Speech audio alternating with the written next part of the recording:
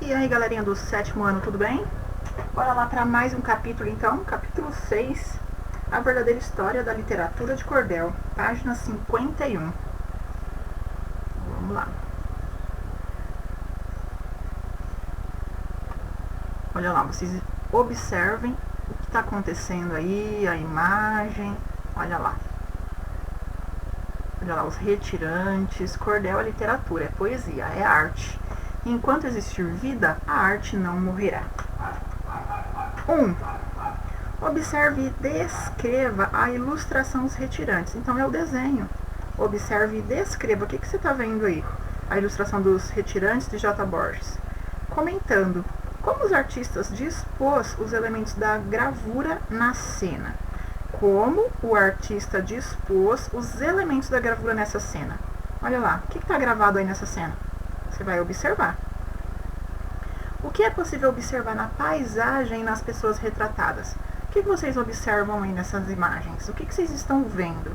Vocês irão responder no caderno. 2. Os retirantes é uma xilogravura. O que você sabe sobre essa técnica artística? Já ouviu falar de xilogravura? O que você sabe sobre isso? Também vai responder no caderno. 3. Vamos ver se já? Você teve educação, sabe ler, sabe escrever. Aceita o desafio do cordel entender? Responda fazendo versos para a turma se entreter. Então, olha lá, responda também com versinhos, rimando. Isso também no caderno. Vamos lá, cordel. O artista literário trabalha com uma matéria-prima, a palavra. No entanto, a palavra em si não basta para se obter um bom texto. É necessário que ela seja trabalhada num processo de seleção e arrumação vocabular e exploração dos significados. Esse processo caracteriza a linguagem poética. Vamos lá. É a poesia popular impressa, criada e consumida predominantemente no Nordeste brasileiro. Essa poesia compõe um folheto vendido em feiras e mercados, ficando à disposição dos leitores pendurado em cordas, varais. Conheça um pouco mais sobre essa poesia lendo o texto dessa página e da página seguinte. 1. Faça a leitura silenciosa do poema abaixo. Eu já vou fazer a leitura para vocês, porque depois ele vai pedir. Então vamos lá. Origem da literatura de cordel e sua expressão de cultura nas letras de nosso país. Cordel quer dizer barbante, ou se não, mesmo cordão. Mas cordel literatura é a real expressão. Como fonte de cultura, ou melhor, poesia pura, dos poetas do sertão. Na França, também em Espanha, era nas bancas vendida, que fosse em prosa ou em verso, por ser a mais preferida. Com o seu preço popular, poderia se encontrar nas esquinas da avenida. Era um pequeno volume, a edição publicada, tamanho 15 por 12, para melhor ser consultada. Isso no século XVIII, depois de 98. Foi aos poucos desprezada. Próxima página. No Brasil é diferente. O cordel literatura tem que ser todo rimado com a sua própria estrutura, versificado em cestilhas, ou se não cetilhas, com a métrica mais pura. Cestilhas quer dizer 6, cetilhas 7. Nesse estilo, Ovatti escreve, em forma de narração, fatos, romances, histórias de realismo, ficção. Não vale cordel em prosa, e em 10ª na glosa, se verseja no sertão.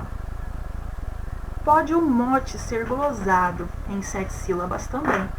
Isso depende do ouvinte, ou mote rimado bem. Se a métrica é perfeita, a glosa será mal feita, que não agrada a ninguém. Aqui também está falando um pouquinho sobre o cordelista, tá? Aqui algumas informações também que pode te ajudar, mas vamos direto aqui na questão. Ó, aqui tem um pequeno vocabulário para você entender o que quer dizer esses trechos em vermelho. Agora ouço o poema pelo professor. Olha lá, já li para vocês, já me adiantei. 3. Aqui como se estivéssemos em sala de aula. Reúna-se com 3 colegas, junta e prepare a voz em voz alta. Então você vai ler na sua casa Aí, infelizmente, não tem os colegas, mas pode ter seu pai, sua mãe, seus irmãos, tá bom? 4. Em origem da literatura de cordel e a expressão de cultura nas letras de nosso país, o cordelista conta ao leitor, ouvintes, a origem dessa forma de versejar e revela várias características dessa poesia popular. Identifica as principais informações completando o quadro a seguir. Então, primeira coisa, significado da palavra cordel. Está lá no comecinho do texto que eu li para vocês. A finalidade também está lá. Qual que é a finalidade? Representa o quê? Está falando no texto também, presta bastante atenção. Como os poemas eram divulgados lá na Europa? Como que era divulgado isso? Tem até um desenho lá em cima, dá uma olhada como que era. Qual que é o formato do folheto? Está falando no texto também. O tamanho, inclusive. Característica do cordel. Então, como que era? Em que formato? Característica do cordel no Brasil. Também está falando no texto. Como que era? Tipos de estrofes mais comuns no cordel brasileiro. Aqui. Como que é? Eu até falei para vocês, expliquei aquele trecho lá, que fala de 6, 7 versos. É aqui que você vai colocar. Então, diferença entre o cordel do Brasil e da Europa. Qual que é a diferença dos dois? Tem um que era de um jeito e o outro de outro. É o que você vai colocar aqui. 5. Ó, essa métrica popular também pode te ajudar. A nossa poesia popular tem muita influência da poesia popular portuguesa, em que a métrica mais comum era redondilha, ou seja, versos em 5 sílabas redondilha menor, ou em 7 sílabas redondilha maior. Vamos lá, 5. 2 importantes elementos da estrutura do cordel que contribuem para a musicalidade do poema são a quantidade de versos na estrofe e a métrica. Nesse poema foi adotado o quê? Cestilha ou cetilha? Lembra que eu falei o que é cestilha e o que é cetilha? Conta lá quantos versos tem. B. Observe a sílaba métrica dos 2 primeiros versos. Então, nos 2 primeiros versos do poema e responda. Quantas sílabas poéticas eles têm? Olha lá. Aqui também tá? Pode te ajudar. Então, se eu for contar, quantas tem? Ó, percebam que tem alguns trechos que estão em destaque. Ó. Então, quantas sílabas poéticas eles têm? Então, você vai explicar aqui nas duas. Ok? Vamos lá.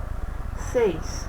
Que característica do texto poético você observa nesse cordel? Então, quais são as características?